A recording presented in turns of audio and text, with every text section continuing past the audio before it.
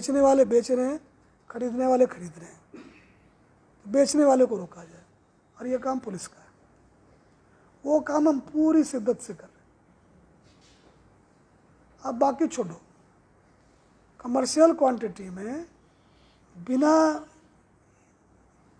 चालान पेश किए गिरफ्तारी हो गई, 2 साल बेल नहीं होती, क्यों? कमर्शियल क्वांटिटी है।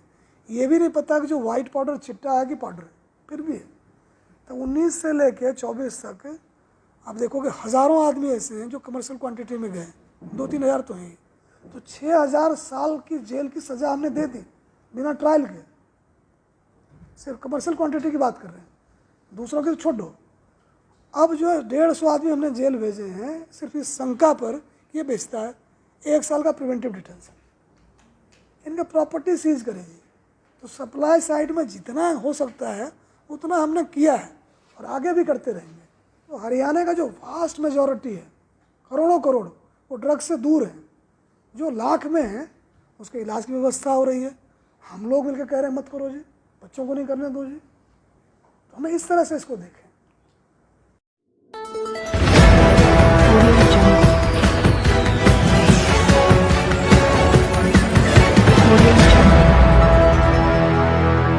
नमस्कार, चतुर्दिशा टाइम्स में आपका स्वागत है। आज हम पहुंचे हैं खंड के गांव खुरमपुर में, जहां पर चल रहा है नशा मुक्ति पर जन जागृति आयोजन।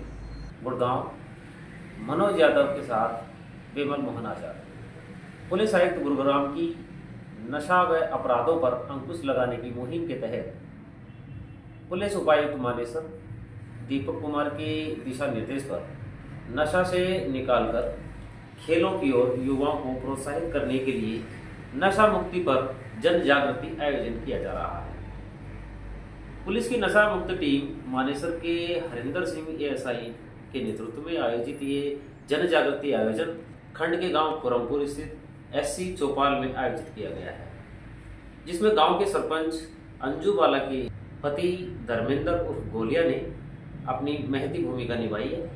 इस अवसर पर पुलिस के आला अधिकारियों के जनहित में उठाए गए कदमों और सुधार कार्यक्रमों के बारे में श्री हरिंदर सिंह ने विस्तार से बताया है।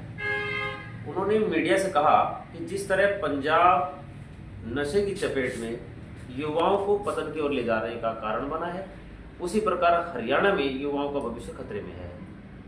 युवाओं के भविष्य को खतरे से निकालने के लिए, खतरे से बचाने के लिए हरियाणा पुलिस की नशा मुक्ति व अपराध पर अंकुश लगाने की मुहिम सफल बनाने की जरूरत है। इसके तहत गांव खुरमपुर में ये कार्यक्रम चल रहा है। अपराधों पर अंकुश लगाने की मुहिम को सफल बनाने में पुलिस व पब्लिक मैत्री की आवश्यकता है। किसी भी गांव में कहीं भी कोई नशे का कारोबार करता है या नशे का आदी हो चुका है तो उसके लिए जनहित सहयोग बहुत जरूरी है, ताकि उसको नशे और अपराधों से हटाकर खेल व उत्कृष्ट कार्यों की ओर लगाया जा सके। उन्होंने कई प्रकार की जानकारी देते हुए कहा कि गांव में टीकरी पहरा आने जाने वाले लोगों के प्रति सजगता बरतनी चाहिए।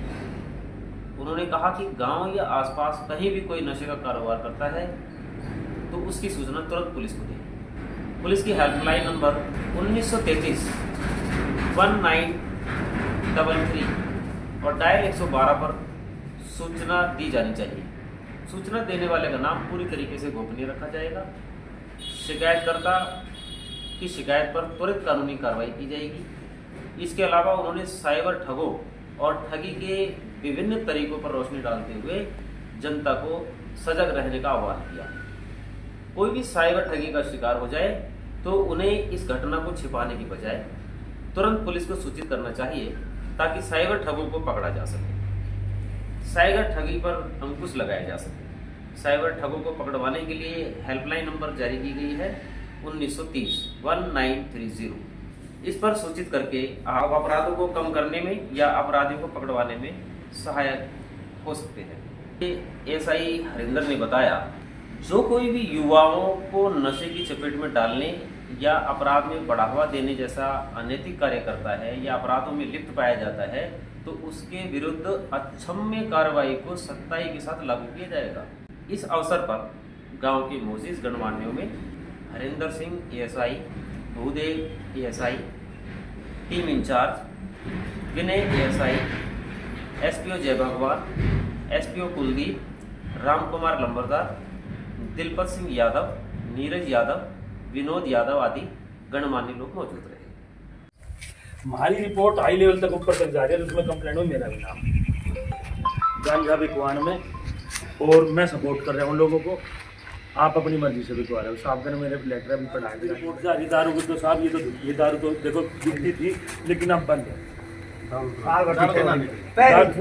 दारू बिकती थी, गांजा तो सब के बिक रहा है जी, 5-5 किलो जाओ। नया मुहिम चला रखे अपने नौजवान बालक बहुत खा तो बेच रहा है, आड़ा बैठे हो सके तो जो समझा दिए लड़ाई होती है, झगड़ा होता देख लिया, कहीं भी कुछ भी देख लिया, 112 को कॉल करो ना, पुलिस की जरूरत पड़ा अपना पुलिस बुला रहे।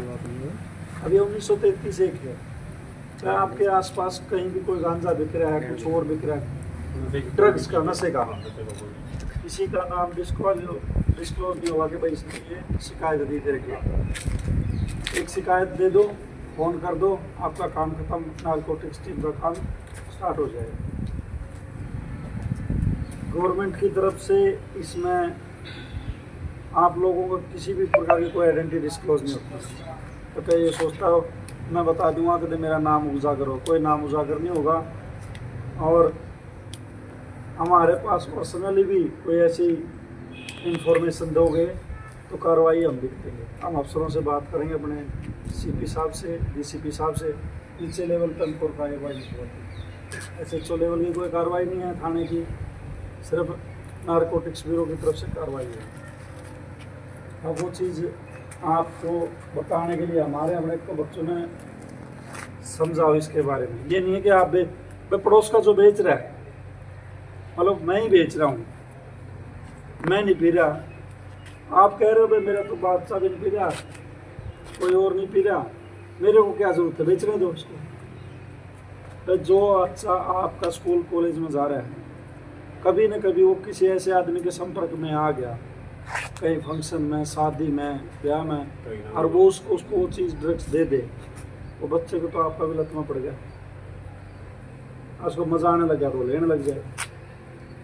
तो घर में तो आपके भी आग लगी, क्या सोच रहे पड़ोस में आग लग रही है तो थोड़ी बहुत अपनी साइड नहीं आओगी, वो लगी रहने तो मैं रखूँगा, फिर तो मैं जाग से बुझाऊंगा। आग लग रही है तो उसकी थोड़ी बहुत तो तपत आएगी, और वो जिस दिन तपत आएगी उस दिन आग भी लग जाएगी। किसी को थोड़ा हाँ ये अच्छा हो लग रहा है कि भाई हमारा बिजनेस चल रहा है, अरे खाने कमाने के दुनिया के तरीके पड़े हैं, अपने समाज को क्यों खत्म कर रहे हो। पंजाब का हाल देख लिया आप लोगों ने, अपनी पड़ोसी स्टेट है पाकिस्तान, सबसे आगे राजस्थान और पंजाब खड़ा है, तो वहाँ सेना तो जाती है, वहाँ की जो लोकल पब्लिक है वो भी खड़ी रहा है। क्यों? डर इतना है, आगे बढ़ने नहीं देंगे वो। लेकिन पंजाब में, राजस्थान में आप जाओ, वहाँ गांव का हाल देखिए, पूरा का पूरा गांव आपको ड्रग्स एडिक्ट मिलेगा। अब जब इस देश का युवा, जो इंडिया की आबादी ना, टोटल आबादी 140 करोड़ बता रहे हैं ना, जिसमें से 40% के करीब युवा हैं, सिर्फ 40-50% युवा, मतलब पूरे के पूरे वर्ल्ड में सबसे ज़्यादा जो युवा पीढ़ी है ना आज के टाइम, वो सिर्फ हिंदुस्तान। और ये युवा पीढ़ी ही पूरी की पूरी युवा पीढ़ी नशे ने ख़त्म कर दी। अब किसी देश को रहना है तो युवा पीढ़ी को ख़त्म कर दो, आप थोड़े उठा के चले जाओगे बंदूक वहाँ, तो कल ना जब सारे के सारे जितने नौजवान उम्र के वो तो पिए पड़े रहेंगे, नशे में डेड मिलेंगे, कोई लड़ाई होगी तो कौन जाओगा? बूढ़े तो नहीं जाएंगे ना, जवान अपने जाने तो लायक नहीं रहे, कैसे ही हरा लो उस देश को। देश की छोड़ो, गांव की आ जाओ। अब गांव में बदनामी भी है, तो फलाने गांव में बिक रहा है, वो गांव का सारे का नाश कर रहा है। आपके यहाँ बिकता है, कोई बाहर का भी आदमी आएगा, बहुत ज्यादा पूरी रात, मेरा तो घर पास में पड़ता है। किसका दोष है ये? उस बेचने वाले का दोष नहीं है, वो आपका दोस्त जो आप काम का बुरा हाल है, 10 आदमी चलते जाओ फिर आपस की दुश्मनी ऐसी हो जाए, सीधी खुद का तो बात करे जी, फिर बहुत बुरा हाल है जी। इसलिए कोई दुश्मनी ले जाओ। साइबर का ऐसा है जी कि दो प्रकार से आप लोगों के साथ ठगी करते हैं, एक डर दिखा के और एक लालच, दो तरह से। डर क्या है, आप जैसे घर बैठे हो, आपका बच्चा कहीं बाहर जा रहा है, आज मोटरसाइकिल लेके निकल गया, कोई लड़की हॉस्टल में पढ़ रही है, आपको ये डर दिखा देंगे जी आपका लड़का या लड़की है जो भी, ये ड्रग्स लेते हुए पकड़ा गया। ड्रग्स लेते हुए पकड़ा गया है, इसका केस हम कहते तो इसको सेटल कर देते हैं। सेटल करवाने के लिए आप इतना पैसा, हमारा कोई आदमी बात करेगा, आप खाते में पैसे डाल देना। वो तो है पीते पीते पकड़ लिए। एक कहेगा था जी आपका बच्चा ड्रग्स के साथ समेत पकड़ा गया है, अब आपके पास जितनी भी संपत्ति है सारी, जितना ही पैसा हमारे अकाउंट के ये जो कोर्ट का अकाउंट है उसमें डाल दो। वो किसी भी तरह से बोल सकते हैं। दूसरा डर है भाई आपके बेटे का जी एक्सीडेंट हो गया और ये हॉस्पिटल में लेके आए हो, इसको 50,000 रुपये यहाँ डाल दो ताकि इसका आगे का इलाज करवाएं। आप ये कुछ नहीं सोचते, फटाफट बच्चा एक्सीडेंट हो गया फट से डाल दें।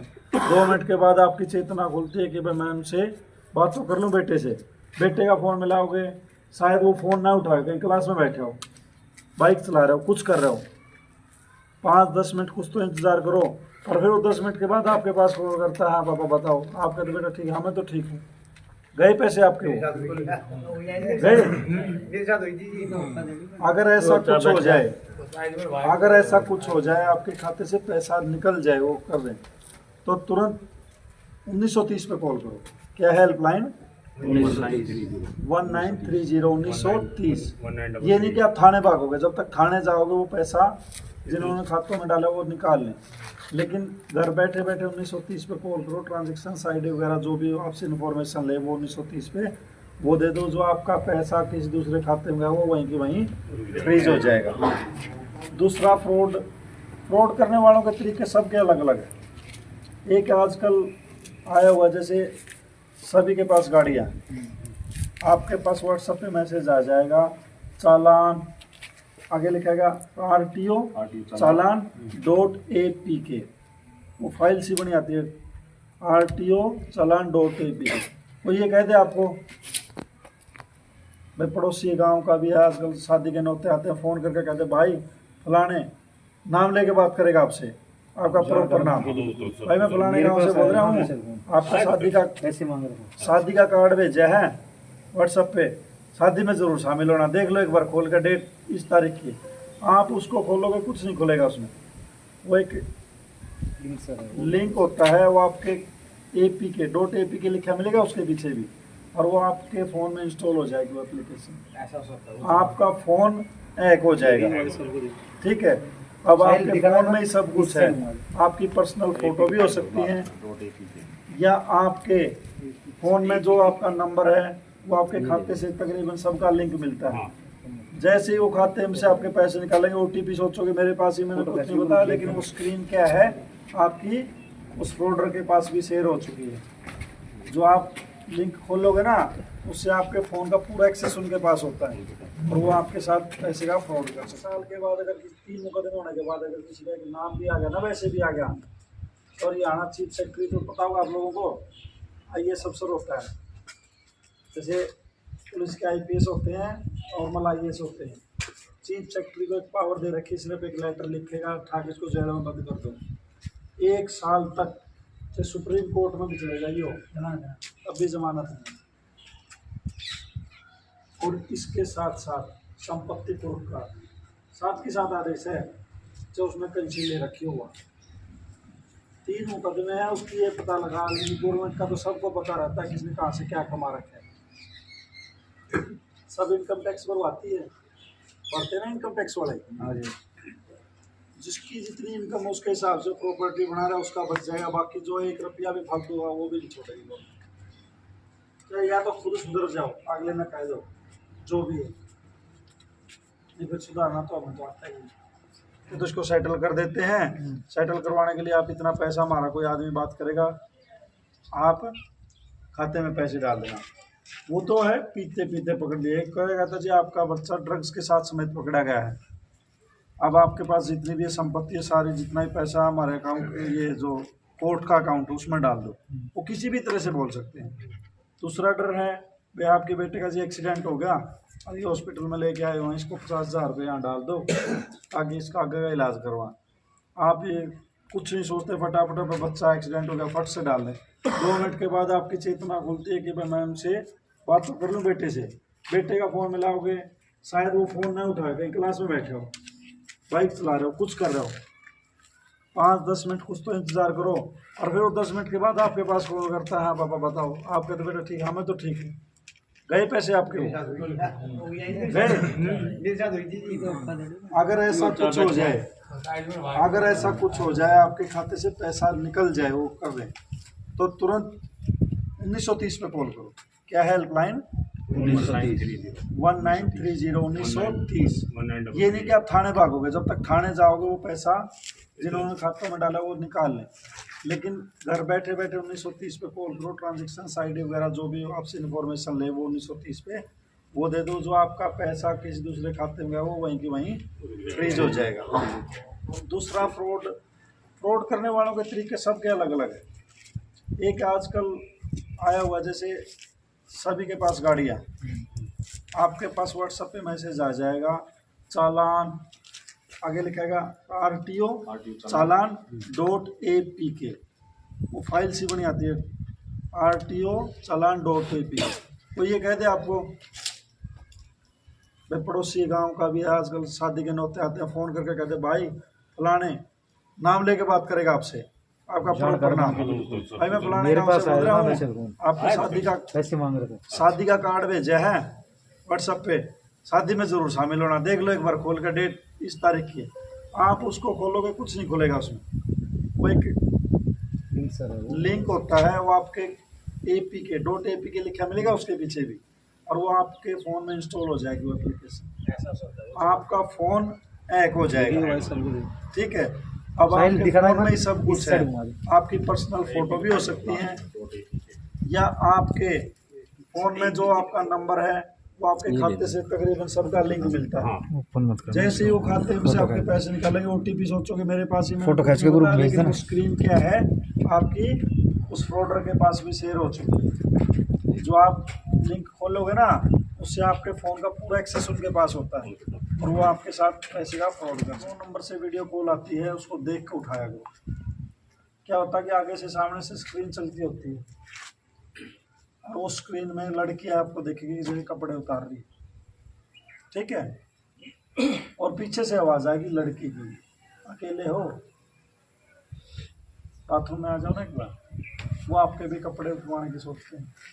अगर आप लोग ऐसा कर लेते हो, आप पूरी की पूरी आपकी वीडियो बना लेते, तो वो वीडियो बनाने के बाद आपके पास वापस सेंड करके आपसे ब्लैकमेलिंग करते हैं पैसा। उस स्थिति में आप लोगों को उनको पैसा नहीं देना है।